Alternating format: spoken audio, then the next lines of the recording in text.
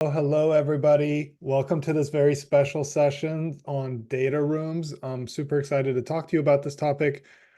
And, as if some of you know that we run a program called the LP Institute, and we train LPs on how to invest in new and emerging managers.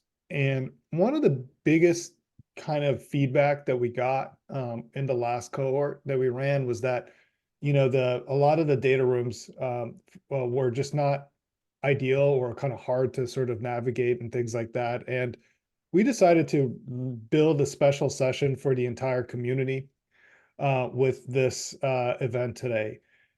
It also coincides really nicely with cohort 14 because the next sprint that's coming up here, it's going to be your data room sprint. So I'm going to go really technical on this because you need so, but we decided to make this a bigger event because we have a lot of alumni right now going into institutional due diligence. We have a lot of alumni starting fund twos, primarily focused on institutional investors. So you're really going to need a really good data room as well. So we invited him to that, hence the Zoom webinar format that we're using here, cohort 14. We just have a lot of people on and we wanted to make sure that we do that. And we did also invite some folks that have been accepted to cohort 15 as well. So if you're one of those folks, welcome, just be a fly on the wall. This is kind of a little bit of an advanced topic, primarily for cohort 14 and alumni who have graduated the program who are going into institutional due diligence. So if you're from cohort 15 here, I'm Mike, I'm head of acceleration. You're going to be working with me a lot. But for everybody else, for all the alumni on here, it's super important that you have a good data room. Look, you're going to get away with having an okay-ish data room and for your first close, second close, possibly third close, because you're dealing with a lot of high net worth individuals, primarily people that you know. But once you scale up beyond that, and now you're starting to talk to like professional LPs and things like that, your data room is what all they have to go off of. This is what they're going to use to determine if you're legit or not legit. Okay. And so you do want to put a lot of time into this to do this right. And what I want to do here is dedicate the next, let's call it 20 to 30 minutes going through a presentation on some best practices that we've learned from helping, hundreds of people go through this kind of like an institutional process. I'm going to show you some things in Hub about how to sort of optimize Hub for a really good data room experience for yourself and for others. And then, of course, as always, I'm looking forward to answering your questions. And if you have questions, you know the drill. Put it into the Q&A sections, Q&A button at the bottom of your screen, and upload questions. Okay, so let's go ahead and get started. I'm going to go ahead and share my screen here so that you can see my presentation. And I'm going to be going through some important stuff here for you so we can get going. All right, everyone. So look, it's super, super important to make the process of fundraising as frictionless as you can for limited partners, right? Like it's just like an onboarding experience into a product. For all you product people out there, if a product has like this like super complicated onboarding, it's really hard. It just becomes harder and harder for adoption, for retention and things like that. Well, like institutional DD is no different, like if you don't have a decent data room and people are like looking all over the stuff, all over the place for what they actually need to find in order to kind of go through their process, they're going to ask you for more information. There's going to be a lot more friction and so on and so on. All right. So you need a strong data room. Okay. So let's go through it. Okay. So I'm going to go through each of these, but as a summary, good data rooms tell a really good story. They're really succinct and are getting to the point. They have very consistent sort of materials and things like that. They're customized by the GP for the LP archetype. And again, if you're in cohort 15 on this, don't worry about LP archetypes because it's a little bit more of an advanced topic. But for everybody here at this point, you all should have a set of LP archetypes that you're going after. And it's really critical that you do not try to use a one-shot fits all for all LP archetypes. Okay. And I'm going to cover that a little bit. And then you have to control access. This is like serious, right? Like you're going to have like, deal memos that are very, very like, private that you just cannot share with other people, right? That kind of stuff. So you have to be able to sort of control access really, really well to do this right, which is why you can't use Dropbox for this, right? Or whatever, like, so let's go through it, okay? So your data room is not that different from your deck, or your pitch in person with somebody, right? You're creating a narrative, and you're kind of walking the LP through a process or something that sort of tells your story correctly using basically files and systems and things like that. All right. And so, you want to make sure that you're, naming folders correctly, that you sort of test your click through to sort of work through almost like an experience, right? Like if you're going through a deck or something or any sort of pitch, you sort of want to create a narrative. Okay. So let me show you what I mean by that. So I'm going to go ahead and share with you Decile Hub here. All right, everybody. So cohort 14, in case you haven't played around too much with like the data room functions and Hub, right? So you would, here on the left-hand side is your menu, right? You open up the file system, and then I've already gone ahead and created a data room here, and I can show other people how to do that later if you have questions. But basically, here's like a kind of like a standard folder structure that was sort of built out by this. But what do you see here, right? Like, people generally, I don't know, they go top to bottom, right? Do you want an LP to come in and right away go into your financials, right? Probably not, right? Like, what's the best thing that you have about you a lot of times, right? So for a lot of people, it's probably team is my guess. So, let's go ahead and edit this, right? And let's start creating a narrative. Maybe what we do is we say, I want you to go look at team as number one.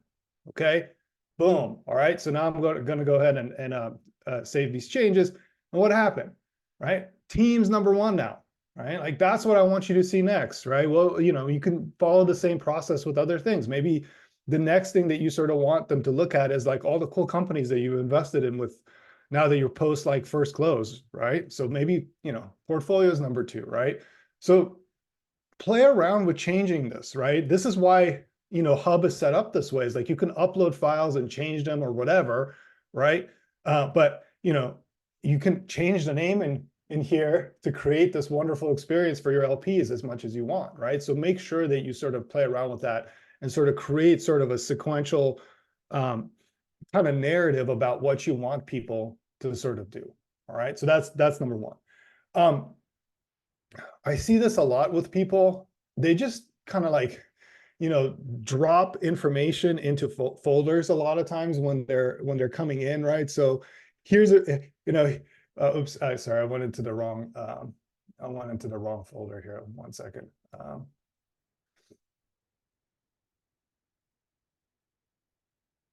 So they drop a whole bunch of information, for example, into their folders here.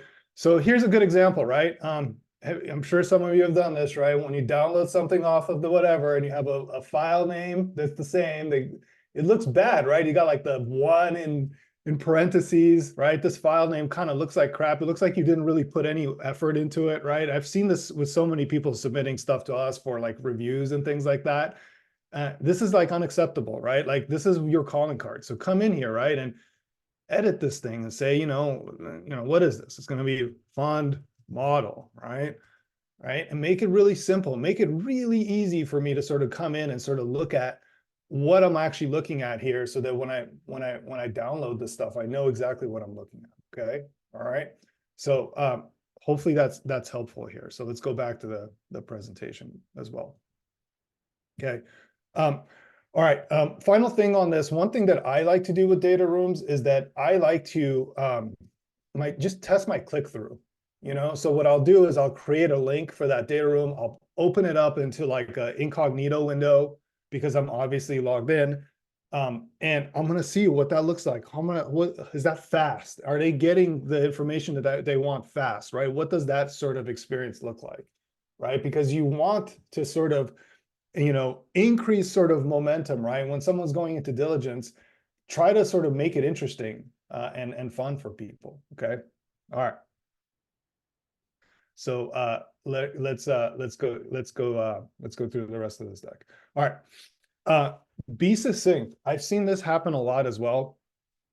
Um, People sometimes just do basically bulk uploads. Oh, here's all the market information that I found on all these like various sources on the internet. And I'm just going to go ahead and drop them into like, you know, my research. Right. And then you open up this research folder and there's like 10 files improperly named that are not that valuable. Right. And you're just like overloading the LP with crap, basically. Right. And so just don't do that. Right. Be very, very careful about what you put in there because you're curating like a narrative, right? So like less is more, always like less is more.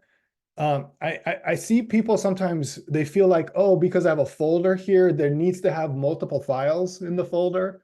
No, they don't. You can just have, one file in one folder. Okay. And that's okay. There's nothing wrong with that. You're creating this narrative and this experience. So make sure that you're super succinct by it. Okay. Um, One of the big feedback that we get a lot from LPs is on this slide right here, which is basically consistent materials. So what does that mean? If an LP sees any inconsistency in your data or information, you will lose trust and they likely will pass. So what does this look like? I don't know. Let's say that in your deck, you have 3 return scenarios and one's like a 10x, one's like a 5x, and one's like a 2x. And then you show this model and the model looks different. It's one's like a 2.5x, the other one's like a 6x, and then the other one's like a 11x. I mean, I'm exaggerating a little bit, but that's bad, right? That's bad.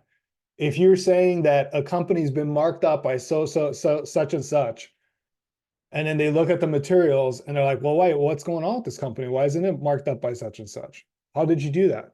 Right?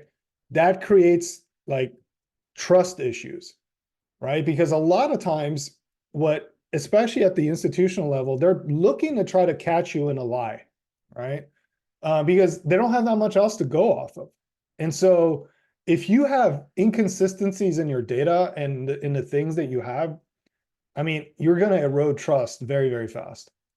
So as you go through that stuff, like, does everything match? Do the numbers match? Do the things that I say match? When I have a track record folder and I'm talking about in my deck, here's the track record that I have. Does that match? Do those materials match? Right? Those are the things that are super, super important. Naming conventions are another one. So again, I gave you an example, right, of like that poorly worded Excel file. That's an example of that. But if you have, like one of the things that often people get confused about is, I don't know if you remember, I'll put up the hub in a second back up on screen, but 2 standard folders in the data room are financials and fund model. So people are like, well, what's the difference, right? It's like, well, financials are typically like your financials that you've been reporting to LPs, right? And fund model is like how the actual fund performs. If you go into the financials folder and the naming of those it's not something like this report or something like this, it's something else, someone's going to get really confused. So you want to create sort of a consistent naming structure for everything that you have in all of these folders so that you can make this really easy for people to deal with that. For obviously for the folks in cohort 14 who have like the curriculum that's sort of fresh in mind, do you see how in the curriculum we capitalize some things on purpose, right? They almost act like variables in code in a way. That's an example of a naming convention, right? And we'll provide more naming conventions as well in the curriculum, but it's really important that you have sort of naming conventions. And the other thing is like consistent formatting and styles. We've seen a lot of people, upload a deck that's styled a certain way. Then they'll upload an executive summary or something like that that's styled completely differently. Then they'll upload their deal memos or they'll upload their market research and it's styled very differently. it makes it really hard on the person, right? Think about with styling and formatting, you're training a person on how to like work through this experience.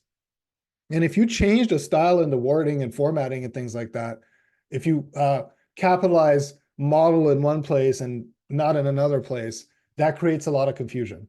Okay. And then people have to sort of think, what do you mean by this? What is the whole point of this? That kind of a thing, right? So just be very careful with that, because it's really important that you name things and have consistent formatting. Okay. All right. Another big mistake that we see all the time.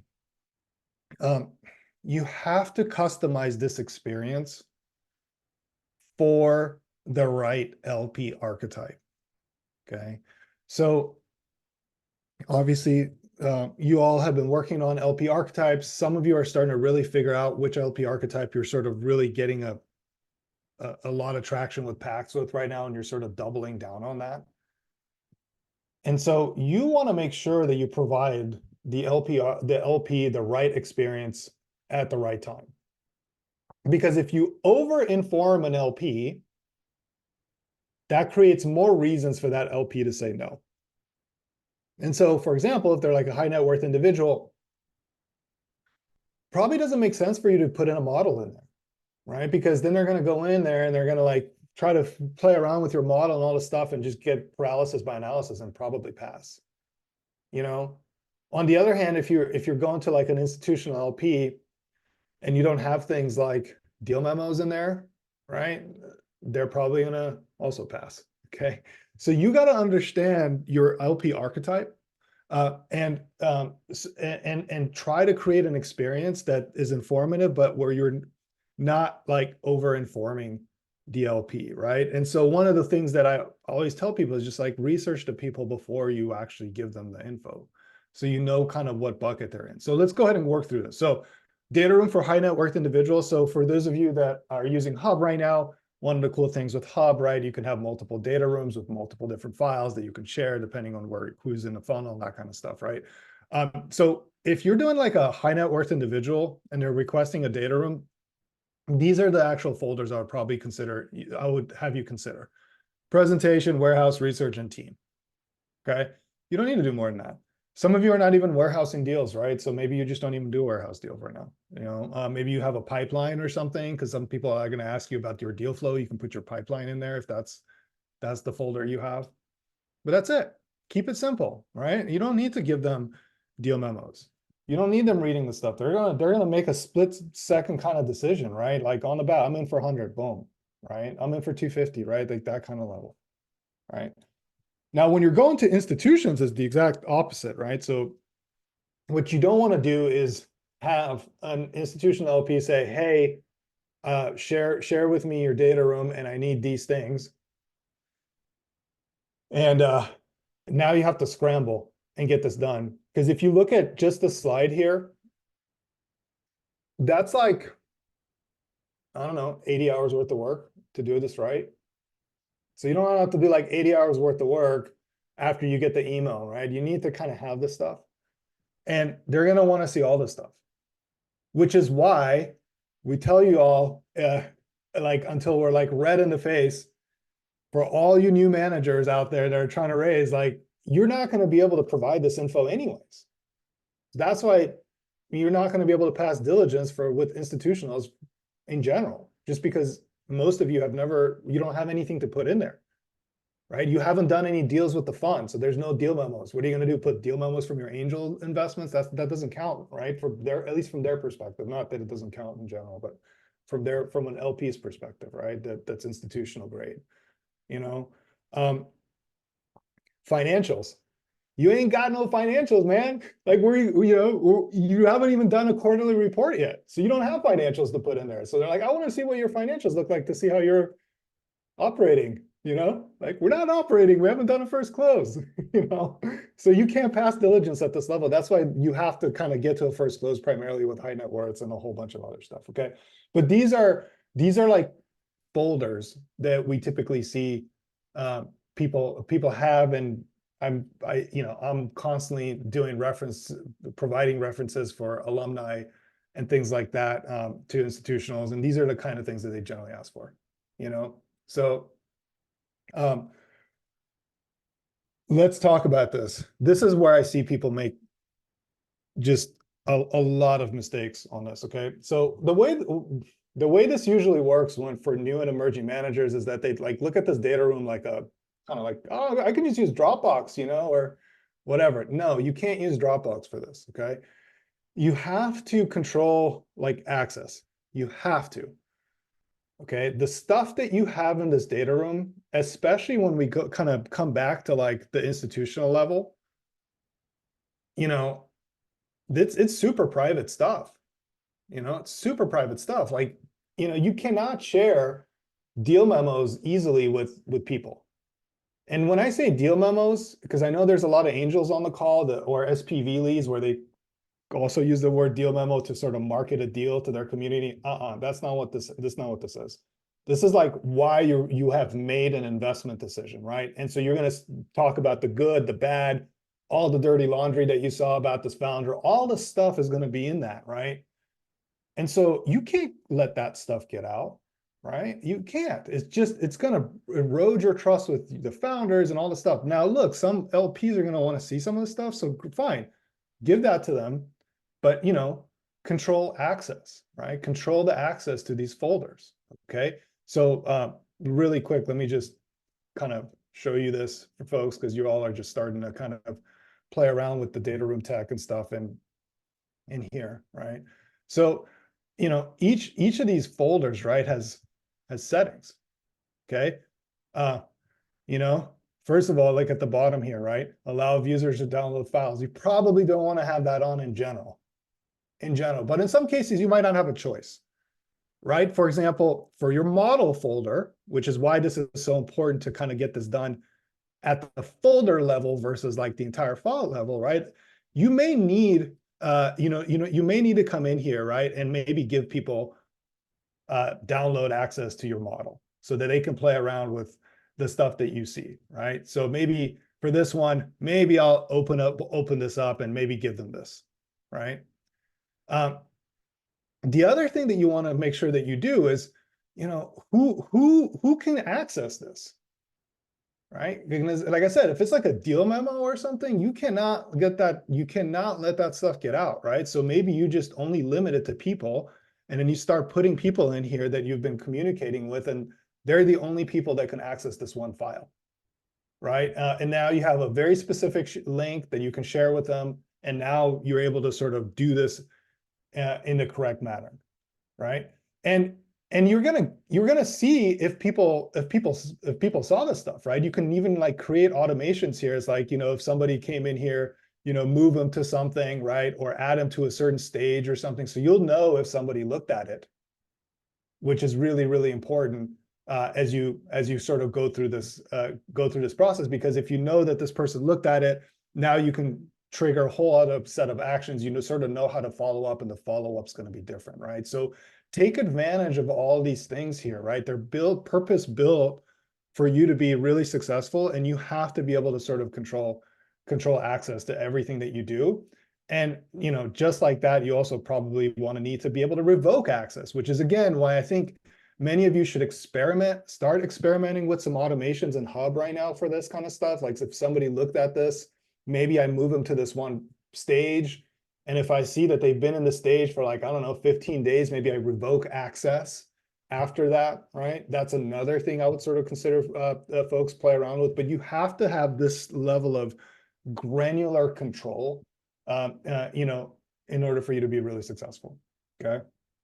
So I'm going to stop right here. And I want to go into questions. I'm sure a lot of people have questions. I see that a lot of people already do have some questions. There's a Q&A button at the bottom of your screen.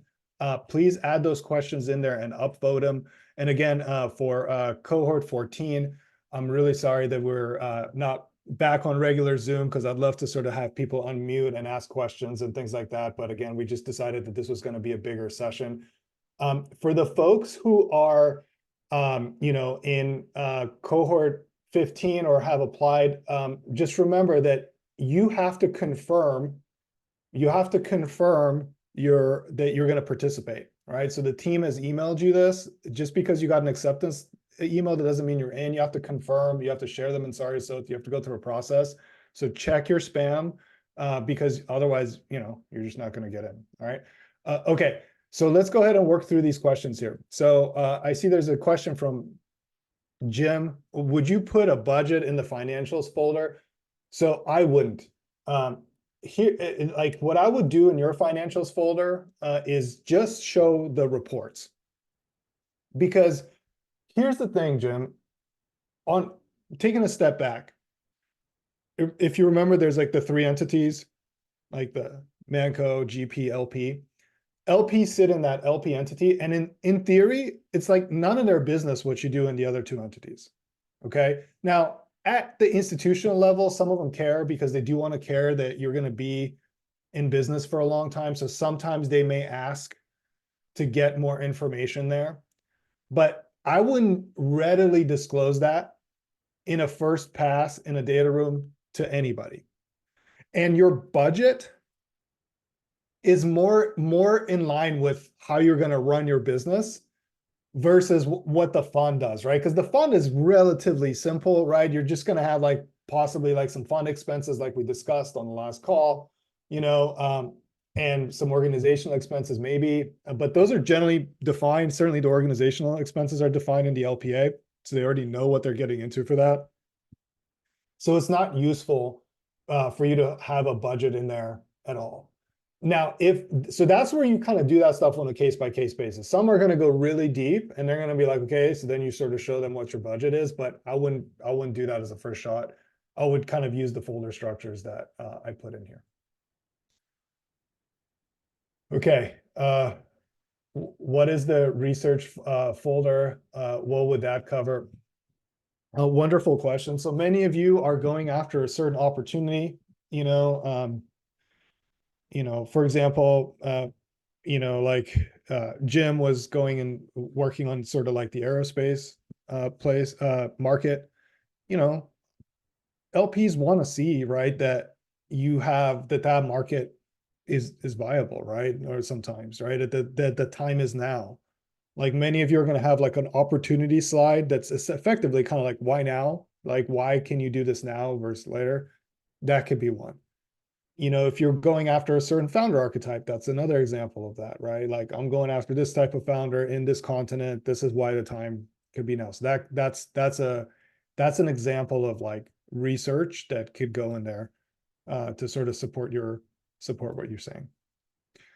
Some of you that are pitching to new LPs, in that case, the research would have, that you would have something like, stuff around more basic stuff around how VC works, right?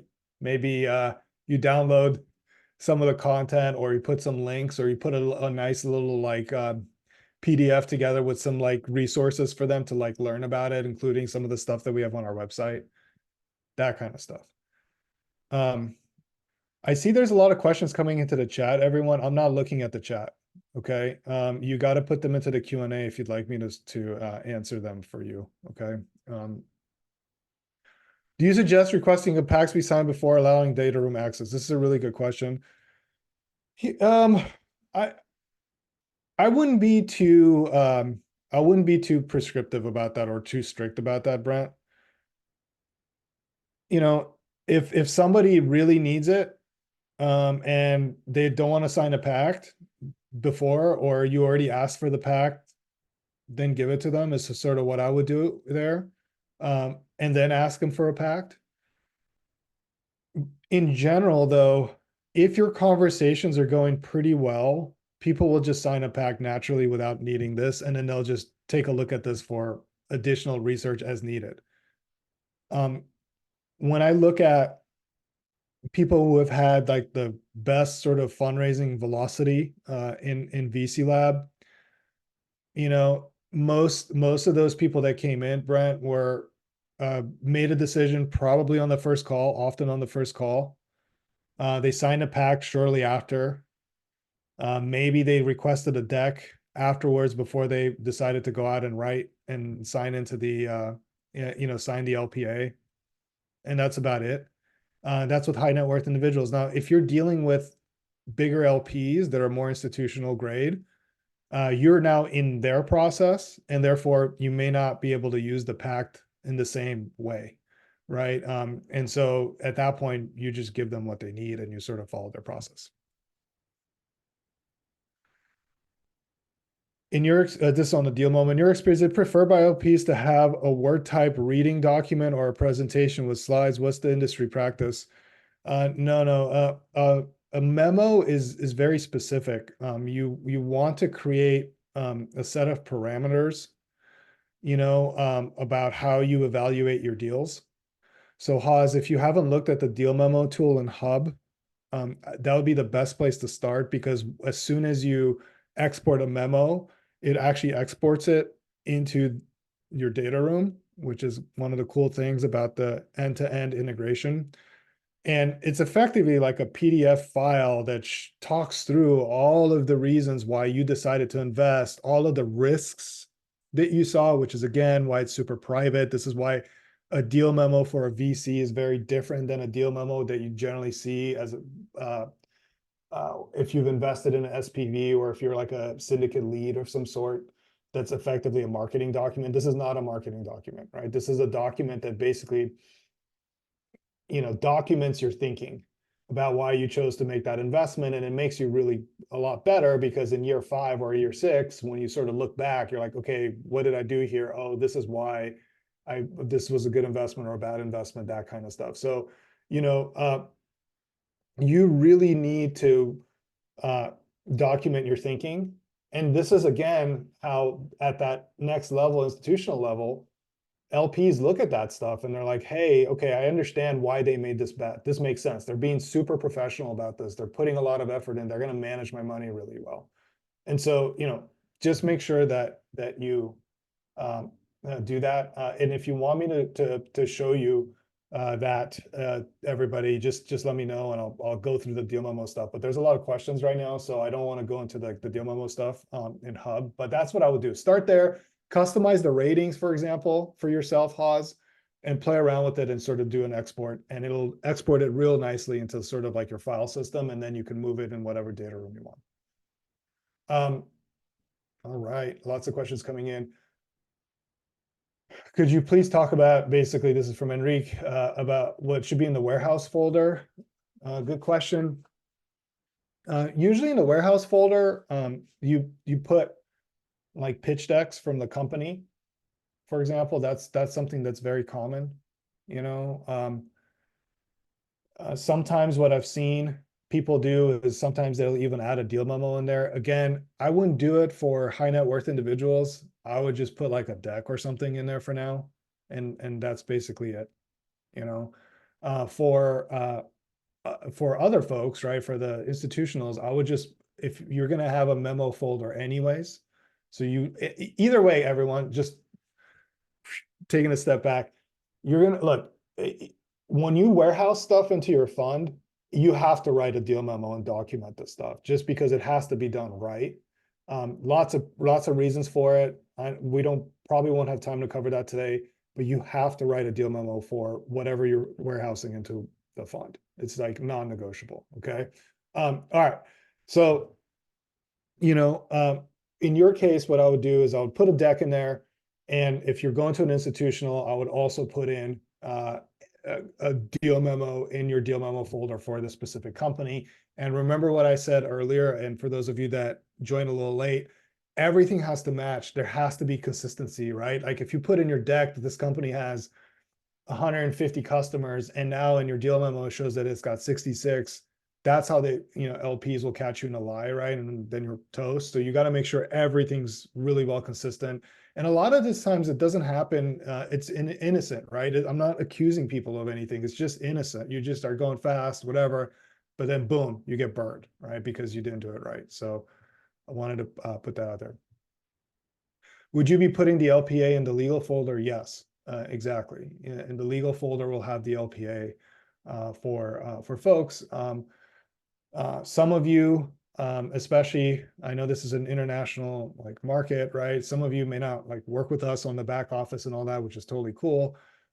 Your legal team might develop other sets of agreements. So what we did with the Cornerstone is that we basically combined a term sheet, a subscription agreement, and an LPA into a really simple to use 30-page document. The legal industry typically doesn't work like that. So you're going to have what's called a term sheet. You're going to have what's called a subscription agreement. And, the subscription agreement by itself is typically 50 pages. You're going to have the LPA that's also going to be 100 pages. And some of you are going to even have a PPM, which again, I don't recommend, but some of you will, just because of whatever it is, right? So now all of a sudden that legal folder can get pretty big with the information, and they're going to get their legal team to look at it. Okay. All right. Would some high net worth individuals sign an LPA with requesting a data room, or is that best practice to have them look at the info on the data room and guess? Yeah, no, I mean, most do. Most do, be honest. Most do. I mean, again, if you again, back to kind of the stuff we've been talking through, like in the program, when the perfect GP meets the perfect thesis meets the perfect LP, magic happens. Okay. Perfect GP, perfect thesis, right? Perfect LP. And so it's almost emotional. It's an almost emotional thing to invest. And high net worths, that's how they typically make decisions, right? I mean, if you're like a super busy exec at some big company, like you don't have time to do meetings over and over and like read through like all these like detailed information about the things. Like, do I know this person really well? Do I trust Giannis? I trust Giannis. I think Giannis could do this. Obviously, all right, I'm going to invest in this fund. So it's pretty normal. And then they'll look at the LPA. This is again why it's really useful to have something like the Cornerstone, just because it's really easy to read and all the terms are on the first 3 pages, so they know what they're getting into pretty fast, and boom, they're in. The bigger the LP, in other words, the bigger the capital commitment, the more research, right? The more diligence that they're going to do. So when you go up to small family offices, which are basically like high net worth individuals with like a part-time person that's managing their wealth, that's like the beginning of the family office kind of hierarchy. They're going to do more DD, you know what I mean? That person that's working for them is going to have to like earn their keep, right? So they're going to like ask for more stuff. So they're probably going to look at your data room.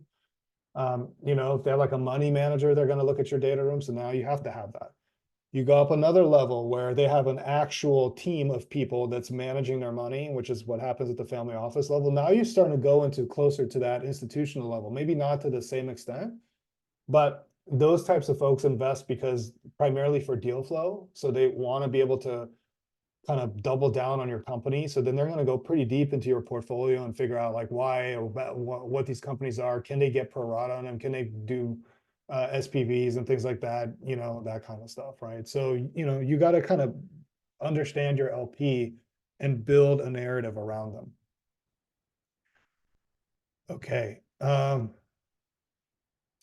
to ensure that LPs are interacting with the data room, tips, tricks, increase the use of the data room. Well, again, the cool thing about Hub is that you have tracking on all this stuff. So you can kind of watch them navigate through it, and you can create automations. Like if somebody looked at something that's like important to you, you can move them to like a different stage that you can call whatever, viewed, model, or whatever. And so that allows quite a lot of customization in the process, right? And so you sort of know that. Plus, you're also getting emails when somebody looks at your stuff, and you see what they're looking at all the time.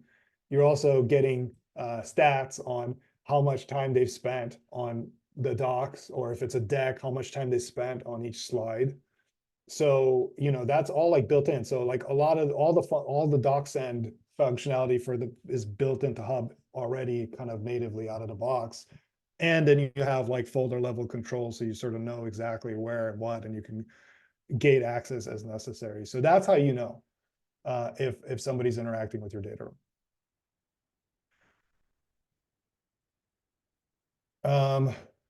How do you communicate with LPs within the database? Are there ways that you can add questions additionally? No, you don't really do it. You don't really do it like that.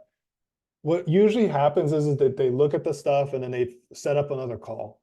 Sometimes they'll just send you a list of an email with like 10 questions, right? And then you're just gonna have to succinctly answer those. But a lot of times they want to get back on a call with you. And they'll be like, hey, man, I want to ask about this, I want to ask about this, I want to ask about this, that kind of stuff. That's typically how it goes. And that's why these cycles with these sort of institutional level LPs are very long.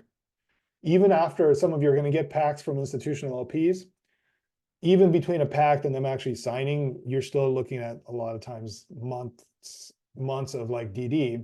And that's part of the process. They're going through your data room, they're checking your references, they're doing all this other stuff at the same time. And they're doing multiple meetings with you because again, this is they're looking at it like a 20-year relationship. It's pretty serious. It's pretty serious. That's why like the data room has to be really great because that's like one of the only things you have, actually the only things you have besides yourself for them to go off of, and so, it's pretty robust kind of diligence when you get to that level. How often should we update materials in the data room? What is the best way to increase the probability that we'll take a look at it? All right. Materials, most of them are going to be, you're not going to have to update that much. Like, for example, if you have a sample, Q1 report, that's fine because what they want to see is just a sample, or a sample newsletter, just a sample. Your research folder basically stays the same. But your deck, you're going to be updating that deck all the time. All right. That's again why you will kind of want to manage this through a system like this versus like, Dropbox or whatever.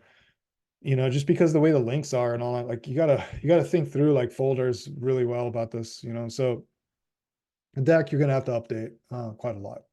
If you have an executive summary of some sort, you're gonna have to probably update that a lot,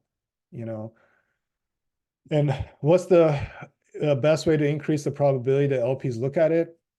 I'm not really sure that's something that you need to optimize for, Melvin. So again, if you're going after high net worth individuals, if they don't look at your data room and, they sign the LPA, who cares, right? Like you don't care. If you're going through like an institutional process, they're going to put you through a process and they're eventually going to look at it. And if they're not interested, they'll drag their feet and you'll know that pretty fast and you won't put that much time into it. So it's more pull than push, if that makes sense. Like the LP generally pulls, but if they're in here, then it needs to be smooth and efficient. And again, at the more money that people put in, the more they need this access to this data room, and the more they're going to spend time into it. So that's what I would say for that. Okay.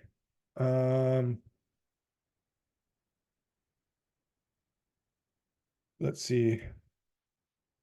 Wonderful question from Rachel. How far can we get with high net worth individuals? What's the biggest fund you've seen with no institutional LPs? Look, this is a kind of a big webinar, so I don't really want to disclose name on it because there's like hundreds of people on it, but we've had people raise over $20 million with nothing but high net worth individuals. Just systematically increasing their check sizes to 250, 500, that level. So, there you go. Like, hopefully that's useful. I have actually seen more than that. The issue that you have, Rachel, is you also don't want to have 99 LPs. I know that that's the limit. And a lot of people, I see this conversation on Twitter. It's like, oh, why are we going to have 99 LPs? Why can't we change the rules so that we can have more LPs? Because you don't want to deal with that. Like the investor relations lift on you having to deal with 99 LPs is just an absolute nightmare. You do not want more than 50 LPs if at all possible. Just imagine doing a capital call on like 99 people. It's just a nightmare situation. I don't care how good your back office is. I don't care how good your tech is. It's you that has to deal with those people. They're your LPs, and so you don't want to deal with that. And so that's the only thing that sort of becomes a little bit of an issue as you get into the bigger kind of like fund sizes and stuff. But like I said, we've seen people do over $20 million just high net worth individuals for fund ones. All right. Oh, and remember that as you scale up, some of these high net worth individuals start building out like little family office functions, and they end up like writing bigger tickets through their like part-time family office functions. So those technically count more like family offices. So don't get too discouraged by that, because you're still going to get some family offices possibly that sort of look like high net worth individuals and vice versa. Shall we add a pipeline folder? If yes, what goes into it? Yeah, so if you don't have a warehouse, it's a good idea to do that, because some of you are just going to get these questions like, well, what does your deal flow pipeline look like, and things like that. And the only thing here though is you got to like really abstract stuff, Haas. You can't be like, company X, like you can't put like the actual name of the company. I wouldn't put the name of the company. Who knows? Maybe the LP goes and talks to the company. Not great. Like, so you want to just abstract the name, give a traction stat that's high level enough, and possible opportunity to invest, to give the terms or something like that. That's what I would look at. Is like, these are like the 10 deals that we're, diligencing right now. In some large PE deals, all documents are watermarked according to each recipient to track back to any potential leak. Is this common in VC or overkill? Yeah, like that's a really good point, Hugo. For these funds, for your level of fund, Hugo, it is a little bit overkill. You're effectively getting the same stuff in Hub by dealing with this at the folder level, like permission. So you'll know, and you're also getting notifications and trackbacks, and you'll know exactly who viewed what. So that effectively acts like a watermark for you to go beyond that and actually doctor up the docs to get to that level. You don't need to. But again, remember, like PE was where VC is today 20 years ago. So there was no VC Lab to teach PE people how to start funds, and there was no Decile Hub unifying the whole ecosystem. So they didn't have the stuff. So they had to kind of like do this sort of old school way with like watermarks and things like that. So they have maximum security, and these super hardcore like data room products that cost like $50,000 or $100,000 a year. I don't know if some of you have seen some of these. They're like super hardcore, and that's just what they have to deal with, right? And now that's become sort of like ingrained and like the legacy component. And so, that's why they are where they are now, and that hasn't changed for you, because you're in VC Lab, because you have access to Decile Hub and all the software and stuff. You're not going to have that issue as much. Not all funds use data room. At what stage is it relevant for a VC fund to ever? When is it not relevant? Yeah, I mean, again, if you're building up, again, like, so in VC Lab, we help people launch enduring venture capital firms, not funds. Okay. The whole purpose of fund one is to get you to fund two, to get you fund three, and you have to be institutional grade from day one, and you cannot cut corners or make any compromises. If you do, all those compromises are going to come up in fund two diligence and fund three diligence, and it's going to be really hard for you to pass that next level of diligence. So you got to be buttoned up from fund one. So just because people don't do things, that doesn't mean it's right. It usually is wrong. And, all of you here are actually dealing with the consequences of a whole bunch of emerging managers that did things not right. And now, the diligence that you have to deal with is going to be even more hardcore, right? That's why a lot of these LPs want audits, right? Because they feel unsafe because of people doing these things, right? And so I think for many of you, if I'm just being like honest, you're going to raise your fund one primarily from high net worth individuals that are in your network, and their friends and their friends of friends and their friends of friends. And so you're probably going to be able to do fund one, get $5, maybe $10 million that way, with sort of like the basic data room that I outlined there with, just a deck, some stuff, some other stuff.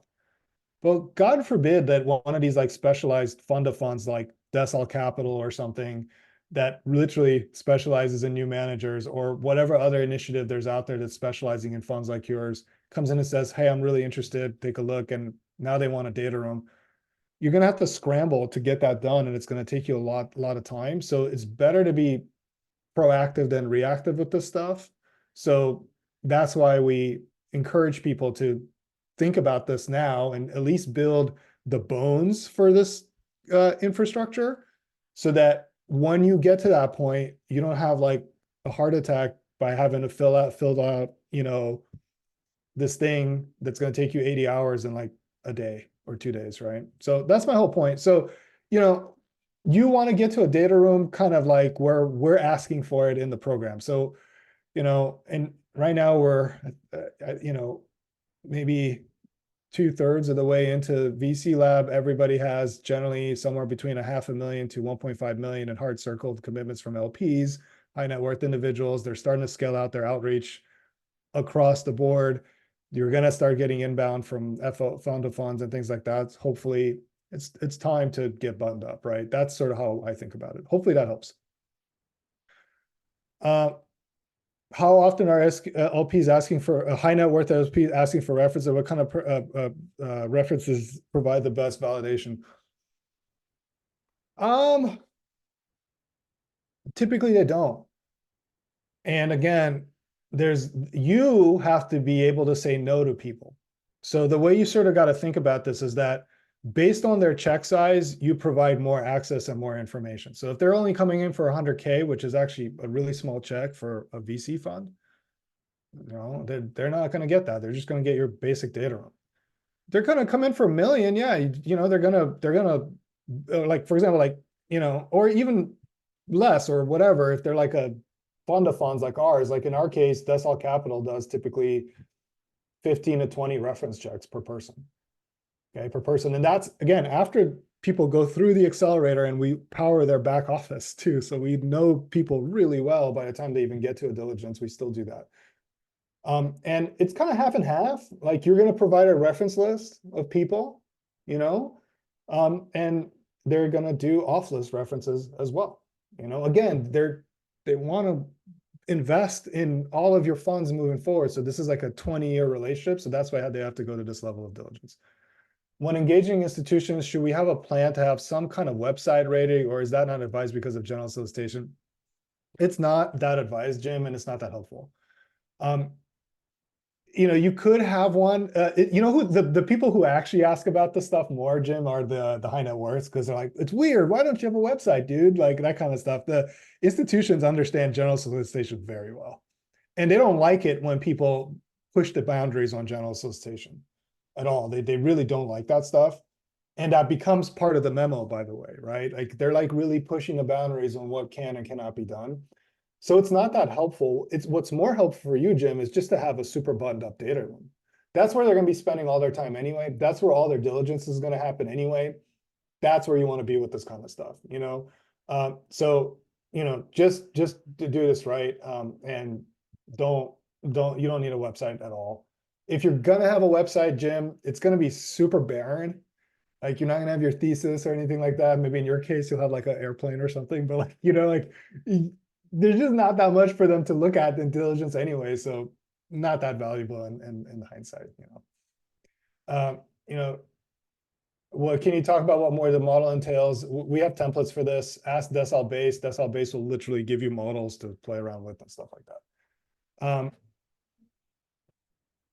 What are the most common data room softwares used by VCs? I mean, right now it's Decile Hub, because there's over 500 active firms using our system. Everything else is sort of pieced together. So people use DocSend as well, even though that's really more built for hosting decks. People do sometimes upgrade to their data room functionality.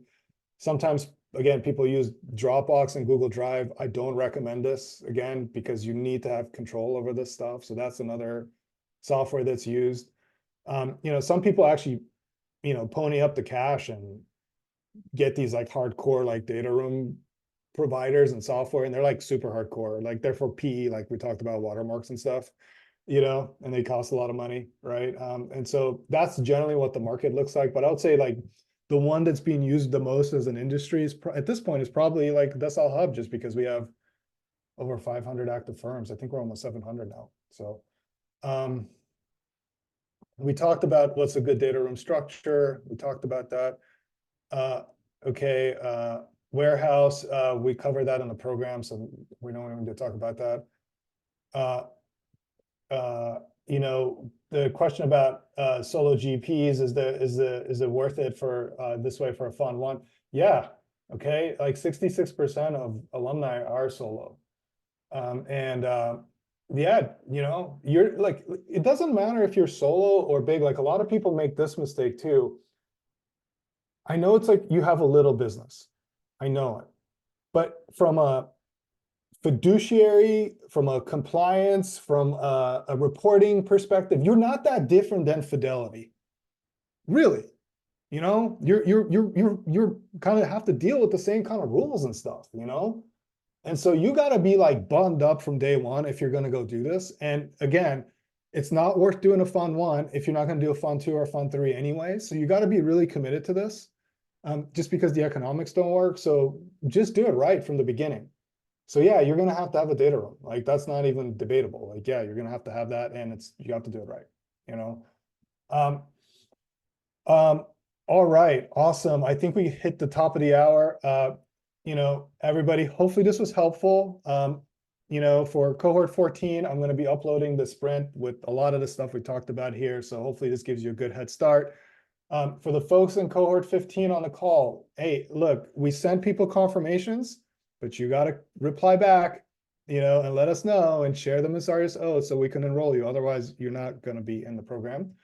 And for the folks that are cohort 11, 12, 13, lots of people registered, we're doing a lot more on sort of institutional grade stuff because we're trying to get you to like that next level of LP. And we have a lot of alumni now from like the early cohorts that are going into like fund two, fund three, especially going to do closes in like the fall here. So I'm just trying to kind of prevent a lot of these mistakes ahead of time. So tune in, because we're going on a big push right now to help people just make sure that you pass institutional due diligence. All right, everyone, enjoy the rest of your day. Bye.